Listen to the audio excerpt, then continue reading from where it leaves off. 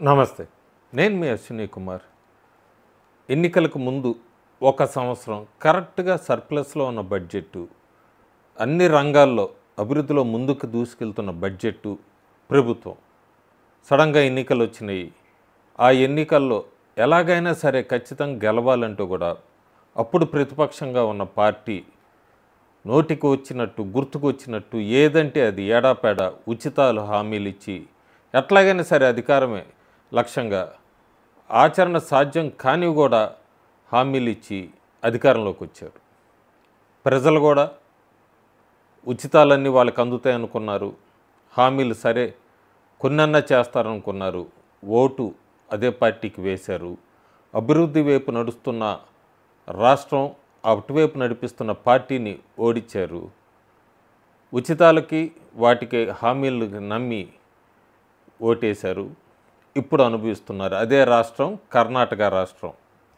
కర్ణాటకలో financial year 2022-23లో చూసుకుంటే కనుక మనం gross state domestic product GSDP అంతా కూడా గ్రోత్ రేట్ ఎట్లా ఉందంటే అప్పుడు 7.9%, 7.9% ఉంది. ఆ గ్రోత్, ఆ ఇంక్రీజ్ వలన క్యాపిటల్ ఎక్స్పెండిచరు ఇంక్రీజ్ అయింది, ఇన్వెస్ట్మెంట్స్ని అట్రాక్ట్ చేయగలిగింది, పెద్ద జాబ్స్ని కూడా తీసుకురాగలిగింది. అప్పుడు ముఖ్యమంత్రి బసవరాజ బొమ్మాయి దూరపు ఆలోచనతో ఇవన్నీ తీసుకొని వచ్చి స్టేట్ని ఒక డెవలప్మెంట్ వైపుకి తీసుకెళ్ళటం మొదలుపెట్టాడు. సర్వీస్ సెక్టర్ చూసుకుంటే గ్రోత్ రేట్ అప్పుడు 9.2% ఉంది. ఇండస్ట్రియల్ సెక్టర్ కూడా ఒక 5% పైన పెరుగుని ఉంది. అగ్రికల్చర్ సెక్టర్ అయితే 5.5% పెరుగుంది.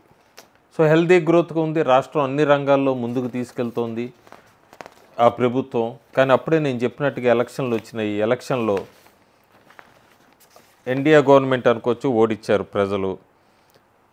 కాంగ్రెస్ పార్టీని అధికారంలో తీసుకొచ్చారు. 3 బడ్జెట్లు ప్రవేశపెట్టింది కాంగ్రెస్ పార్టీ ప్రస్తుతానికి కర్ణాటకలో. ఇప్పుడు ఎలా ఉంది అసలు పరిస్థితి అని చూస్తే మనం, కనీసం ఒక కాంగ్రెస్ ఎమ్మెల్యే అయితే ఆయన ప్రభుత్వాన్ని, కాంగ్రెస్ ఎమ్మెల్యేనే అధికారంలో ఉంది, కాంగ్రెస్ పార్టీనే, ఒక 12 కోట్లు ఇవ్వండి, మా నియోజకవర్గానికి రోడ్లు వేసుకుంటాము, కనీసం మా దగ్గర మా నియోజకవర్గంలో రోడ్లు వేసుకుంటానికి కూడా డబ్బులు లేవు అంటున్నారంటేనే ఎకనామిక్గా ఎంత డౌన్ అయిపోయింది, కాంగ్రెస్ పార్టీ రాష్ట్రాన్ని ఎంత డౌన్ చేసిందని చెప్పచ్చు. ఎమ్మెల్యే అంటే సరి అనుకోవచ్చు. హోంమంత్రి, మా దగ్గర ఫండ్స్ లేవు,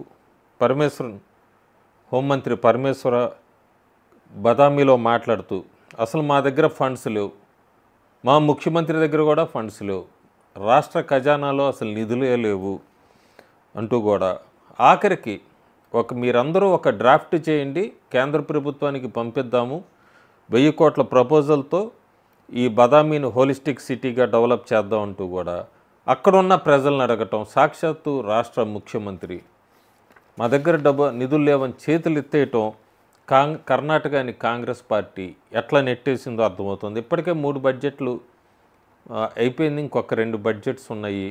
ఏ రకంగా వీళ్ళు ఇచ్చిన ఈ హామీలు కానీ, లేకపోతే ఇన్వెస్ట్మెంట్స్ కానీ, డెవలప్మెంట్ కానీ, జాబ్స్ కానీ ఏ రకంగా వీటిని ఫుల్ఫిల్ చేయగలదు కర్ణాటకలో కాంగ్రెస్ పార్టీ అనేది ఇప్పుడు అందరికీ అర్థమవుతోంది. ఇంపాక్ట్ అంతా కూడా ఎప్పుడు ఈ ఫ్రీబీస్ ఇచ్చి డెవలప్మెంట్కి వచ్చేటప్పటికి నో మనీ అంటాము. ఆ నో మనీ, డబ్బులు లేవంటాం వలన డెవలప్మెంట్ ఆగిపోవటం, ఇన్వెస్ట్మెంట్స్ ఆగిపోవటం, జాబ్ క్రియేషన్స్ ఇవన్నీ ఆగిపోతున్నాయి. వాళ్ళు ఇచ్చిన ఆ ఉచిత హామీల పథకాల వలన. ఎక్కడైనా సరే మనం చూస్తూనే ఉన్నాం, కాంగ్రెస్ ఎమ్మెల్యేలంతా కూడా వాళ్ళు మెయిన్గా కెమెరా ముందుకు వచ్చే కర్ణాటకలో ఎమ్మెల్యేలు కానీ, మంత్రులు కానీ కెమెరా ముందుకు వచ్చి మాట్లాడుతున్నారు. మా దగ్గర డబ్బులు లేవని రాష్ట్ర ప్రభుత్వాన్ని కూడా తిడుతున్నారు, ముఖ్యమంత్రిని తిడుతున్నారు, గ్రూపులుగా విడిపోయారు. ఇలా ఎప్పుడైనా మనం కెమెరా ముందుకు వచ్చి అట్లా మాట్లాడుతున్నారంటే అది పార్టీ కొలాప్స్ కాదు, పూర్తిగా పొలిటికల్గా కొలాప్స్ అని చెప్పచ్చు. కర్ణాటకలో కాంగ్రెస్ ప్రభుత్వంది నో మనీ, నో ఇన్ఫ్రాస్ట్రక్చర్, కానీ స్కామ్స్ మాత్రం కుప్పలుగా పెరుగుతూనే ఉన్నాయి కర్ణాటకలో. రాహుల్ గాంధీ అయితే ప్రోగ్రెసివ్ కర్ణాటక అని చెప్పి ఆయన ఎన్నికల ప్రచారంలో హామీల మీద, పథకాల మీద పరిగెట్టుకుంటూ వెళ్ళారు. తీరా చూస్తే బ్యాంక్రప్టసీ, అట్లాగే బ్రోకెన్ మెస్లు తప్ప కర్ణాటకలో కాంగ్రెస్ ప్రభుత్వం ఎక్కడా కూడా ఈ 3 సంవత్సరాల్లో ఒక్కడుగు ముందుకు తీసుకెళ్ళలేకపోయింది. ఒక్కడుగు కూడా. బసవరాజు బొమ్మ ఎంత ప్లాట్ఫామ్ పర్ఫెక్ట్గా సెట్ చేశాడు కర్ణాటకకి అప్పుడు.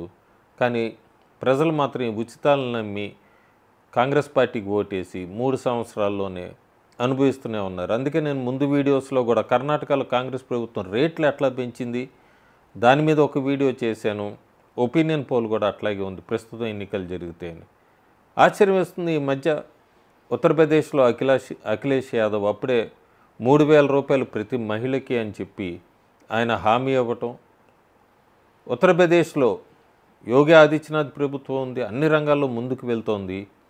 ఈయన ఈ హామీలు ఇవన్నీ తీసుకొని వచ్చి ముందుకు తీసుకొచ్చి వాళ్ళ ప్రభుత్వం వచ్చేది లేదు, ఒకవేళ వచ్చినా కూడా ఈ ఇన్ఫ్రాస్ట్రక్చర్కి వీటికి ఉపయోగిస్తున్న డబ్బులన్నీ కూడా ఇక్కడ ఎటువైపు తీసుకెళ్తారు, ఎటువైపు మళ్ళిస్తారు అన్నది కూడా అనుమానమే.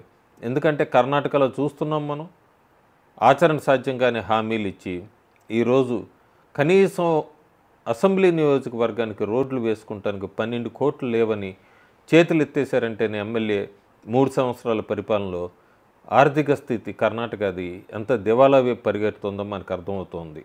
అందుకే ఎప్పుడు ఓటేసే ముందు ఆలోచించుకోవాలి, ఎట్లా ఉంది, ఎవరు వస్తే ఏంటి, ఏ ప్రభుత్వం వస్తే కరెక్ట్గా ఫండ్స్ యూటిలైజ్ అవుతాయి, డెలివర్ అవుతాయి, కరెక్ట్ ప్లాట్ఫామ్ ఎట్లా ఉంటుంది ఏంటి అనేది ఆలోచించుకోవాలి. దానికి ఉదాహరణే కర్ణాటక రాష్ట్రం.